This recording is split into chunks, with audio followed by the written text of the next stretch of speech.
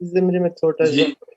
मैं बताता देना चाहता हूँ, जो लोग मेरक्सोल का इस्तेमाल करते हैं, उनको बहरहाल सिलिशिया क्योंकि एक मट्टी है और मरकरी को ये छानने में क्योंकि मरकरी को ये सिलिशिया नहीं पकड़ती, ना ही है ना इसमें से एब्ज़ॉर्ब होती है। तो ये 2 मुतज़ाद ऐसे कि टेम्परेचर एक ही है इन दोनों का, मगर ये आपस में नुकसान पहुँचाती हैं और एक-दूसरे के असर को ज़ाया करती हैं।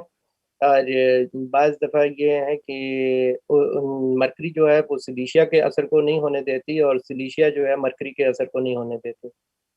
हाँ जी, लेकिन अगर ऐसी कोई ज़रूरत पड़ जाए तो फिर इनके दरमियान में हेपर सल्फ खानी चाहिए।